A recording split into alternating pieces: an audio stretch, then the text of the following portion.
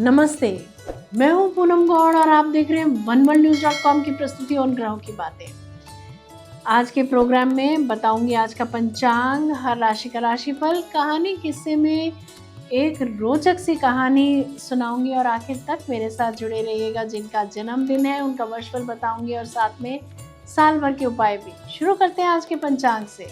आज रविवार 7 जून 2026 है। ज्येष्ठ का महीना चल रहा है। कृष्ण पक्ष की सप्तमी रहेगी रात्रि 3:24 तक और उसके बाद में अष्टमी। धनिष्ठा नक्षत्र रहेगा प्रातः 7:55 तक और उसके बाद में शतभिषा। वैधृति योग रहेगा प्रातः 10:02 तक और उसके बाद में विषकम योग। 1.5 घंटे के लिए राहु काल रहेगा शाम 4:30 बजे से 6 बजे तक। द्विपुष्कर योग और रवि योग दोनों ही रहेंगे प्रातः 5:23 से प्रातः 7:55 तक। दिशाशूल रहेगा पश्चिम। आज अधिक भानु सप्तमी है। आज कहानी किस्से में एक रोचक सी कहानी सुनाऊंगी। बात करते हैं राशिफल की। मैं यहाँ बता देती हूँ कि मैं राशिफल चंद्र राशि से या नाम अक्षर से बताती हूँ। शुरू करते हैं मेष राशि से। आज परिवार में बातचीत सोच समझ कर करें। आर्थिक मामलों में जल्दबाजी से बचें। विद्यार्थियों के लिए नई जानकारी लाभकारी रहेगी। प्रेम जीवन में गलतफहमी से बचना जरूरी है। प्रमोशन के योग बनेंगे। बड़े भाई बहन का, दोस्तों का सहयोग बना रहेगा। समाज में मान सम्मान में वृद्धि होगी। वृषभ राशि वालों को आज परिवार का सहयोग मिलेगा। आर्थिक स्थिति में धीरे धीरे सुधार होगा। विद्यार्थियों को मेहनत का फल मिलेगा। प्रेम जीवन सामान्य रहेगा। कार्यस्थल पर मान सम्मान तो बढ़ेगा किंतु किसी प्रोजेक्ट को लेकर चिंता भी हो सकती है।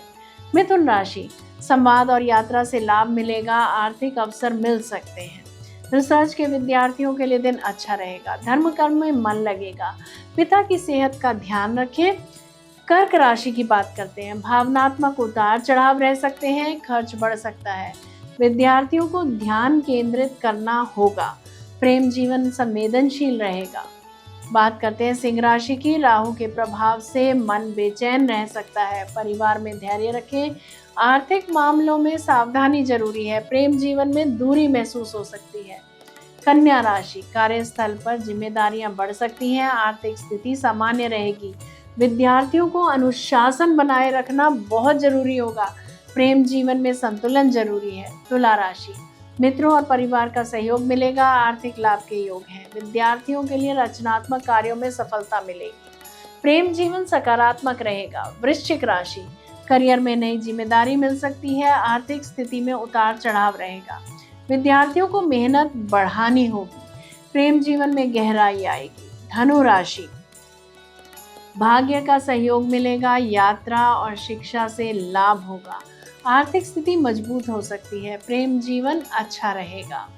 मकर राशि, आर्थिक मामलों में सावधानी रखें। परिवार में गंभीर चर्चा हो सकती है। विद्यार्थियों को धैर्य रखना होगा। प्रेम जीवन में भावनात्मक समझ जरूरी होगी। कुंभ राशि, राहु आपकी राशि से ही गोचर कर रहा है तो नए विचार और योजनाएं बनेंगी। आर्थिक मामलों में अवसर मिल सकते हैं। प्रेम जीवन में समझ बढ़ेगी। मीन राशि, मन थोड़ा अंतर्मुखी रह सकता है। परिवार में शांति बनाए रखें। आर्थिक स्थिति सामान्य रहेगी। प्रेम जीवन में धैर्य जरूरी रहेगा। ये था राशि का राशिफल। बात करते हैं कहानी किस्से की। कॉलेज का ऑडिटोरियम लोगों से भरा हुआ था। मंच पर बड़े बड़े अक्षरों में लिखा था हैप्पी मैरिड लाइफ। कार्यक्रम में कई शादीशुदा जोड़े शामिल हुए थे। माहौल बड़ा खुशनुमा था। पति पत्नी एक दूसरे पर मजाक कर रहे थे। हंसी ठिठोली चल रही थी और पूरा हॉल ठहाकों से गूंज रहा था। कुछ ही देर में मनोविज्ञान के प्रोफेसर मंच पर आए। उन्होंने देखा कि सभी लोग शादी को केवल मजाक और हल्के रिश्ते की तरह ले रहे हैं। प्रोफेसर मुस्कुराए और बोले, आज मैं आपको भाषण देने से पहले एक छोटा सा खेल खिलाना चाहता हूँ। सब लोग उत्साहित हो गए। सभी ने एक साथ पूछा, कौन सा खेल सर? प्रोफेसर ने सामने बैठी एक विवाहित महिला नीलिमा को मंच पर बुलाया। फिर उन्होंने उसे ब्लैक बोर्ड पर उन 25-30 लोगों के नाम लिखने को कहा जो उसके जीवन में सबसे अधिक प्रिय थे। नीलिमा ने सबसे पहले अपने माता पिता के नाम लिखे, फिर पति, बेटे, भाई बहन, रिश्तेदार, दोस्त, पड़ोसी और सहकर्मियों के नाम लिख दिए। कुछ ही मिनटों में पूरा बोर्ड नामों से भर गया। अब प्रोफेसर बोले, इनमें से 5 ऐसे लोगों के नाम मिटा दो जिन्हें तुम सबसे कम पसंद करती हो। नीलिमा ने थोड़ा सोचा और अपने सहकर्मियों के नाम मिटा दिए। प्रोफेसर ने फिर कहा, अब 5 और नाम मिटाओ। इस बार उसने पड़ोसियों के नाम हटा दिए। धीरे धीरे खेल आगे बढ़ता गया। प्रोफेसर हर बार कुछ नाम मिटाने को कहते और नीलिमा भारी मन से वैसा करती जाती।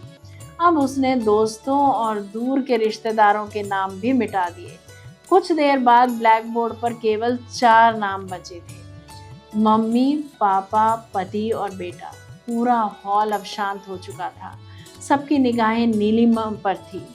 अब यह खेल केवल उसका नहीं बल्कि वहां बैठे हर व्यक्ति की भावनाओं का हिस्सा बन चुका था। प्रोफेसर ने गंभीर स्वर में कहा, अब इनमें से 2 नाम मिटा दो। नीलिमा के हाथ कांपने लगे, उसकी आंखें भर आई। उसने कई बार बोर्ड की ओर देखा, फिर गहरी सांस लेते हुए उसने अपने माता पिता का नाम मिटा दिया। पूरा हॉल स्तब्ध रह गया। किसी को विश्वास नहीं हो रहा था कि एक बेटी ने अपने माता पिता का नाम हटा दिया। अब बोर्ड पर सिर्फ 2 नाम थे, पति और बेटा। प्रोफेसर ने एक बार फिर कहा, अब इनमें से 1 नाम और मिटा दो। यह सुनते ही नीलिमा की आंखों से आंसू बहने लगे। वह कुछ देर तक चुप खड़ी रही। ऐसा लग रहा था मानो उसका दिल टूट रहा हो। काफी देर सोचने के बाद उसने कांपते हाथों से अपने बेटे का नाम भी मिटा दिया। अब बोर्ड पर केवल 1 नाम बचा था, पति। पूरा ऑडिटोरियम बिल्कुल शांत था। किसी की हिम्मत नहीं हो रही थी कुछ भी बोलने की। प्रोफेसर ने नीलिमा से पूछा, तुमने ऐसा क्यों किया? जिन माता पिता ने तुम्हें जन्म दिया, पाल पोस कर बड़ा किया, उनका नाम मिटा दिया, और जिस बेटे को तुमने अपनी कोख में जन्म दिया उसका भी नाम हटा दिया। आखिर क्यों? नीलिमा ने आंसू पोंछते हुए धीमे स्वर में कहा, मेरे माता पिता बूढ़े हो चुके हैं। एक दिन ऐसा आएगा जब वे मुझे छोड़कर इस दुनिया से चले जाएंगे। मेरा बेटा बड़ा होकर अपनी दुनिया बसा लेगा। शायद शादी के बाद वह मेरे साथ रहे या ना रहे, लेकिन मेरे पति, वे हर सुख दुख में मेरा साथ निभाएंगे। वे मेरे जीवन साथी हैं, मेरे आधे अंग की तरह हैं। जब तक मेरी सांस चलेगी उनका साथ मेरे साथ रहेगा। इसीलिए मेरे लिए सबसे अनमोल मेरे पति हैं। उसकी बात सुनते ही पूरा हॉल तालियों की गड़गड़ाहट से गूंज उठा। कई लोगों की आंखें नम थी। प्रोफेसर मुस्कुराए और बोले, जीवन में हर रिश्ता महत्वपूर्ण होता है, लेकिन पति पत्नी का रिश्ता सबसे अलग होता है। यह केवल साथ रहने का नहीं बल्कि हर परिस्थिति में एक दूसरे का सहारा बनने का रिश्ता है। मजाक अपनी जगह ठीक है, लेकिन सच्चाई यही है कि जीवन साथी ही वह इंसान होता है जो अंत तक हमारे साथ चलता है। उस दिन वहां मौजूद हर व्यक्ति ने रिश्तों की गहराई को समझा।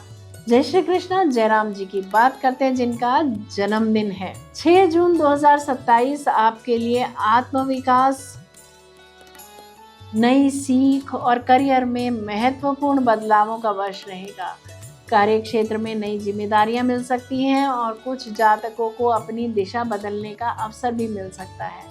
रिसर्च, शिक्षा, लेखन, आईटी, ज्योतिष, आध्यात्मिक कार्यों या सलाहकार क्षेत्र से जुड़े लोगों को विशेष लाभ मिलने की संभावना है। आर्थिक स्थिति में धीरे धीरे सुधार होगा, हालांकि धन संचय पर विशेष ध्यान देना होगा। पारिवारिक जीवन में सहयोग मिलेगा, लेकिन कभी कभी आप स्वयं को दूसरों से अलग महसूस कर सकते हैं। प्रेम संबंधों में भावनाओं को खुलकर व्यक्त करना आवश्यक रहेगा। अविवाहित जातकों के लिए वर्ष के उत्तरार्ध में अच्छे संबंध बनने के योग बनते हैं। स्वास्थ्य की दृष्टि से तनाव, अनिद्रा, पाचन और मानसिक थकान रह सकती है और बहुत ध्यान देने की जरूरत है इन सब पर। बात करते हैं साल भर के उपायों की। मंगलवार या शनिवार को जरूरतमंदों को भोजन कराएं। पीपल के वृक्ष के नीचे दीपक जलाएं। नियमित ध्यान, योग, प्राणायाम करें। किसी भी निर्णय में जल्दबाजी न करें। लाभ अवश्य होगा। यदि मेरा ये प्रोग्राम पसंद आया है तो इसे लाइक शेयर सब्सक्राइब करें, बेल का आइकॉन जरूर दबाएं और कल फिर मेरे साथ जुड़िएगा oneworldnews.com की प्रस्तुति ऑन ग्राउंड की बातें में। नमस्ते।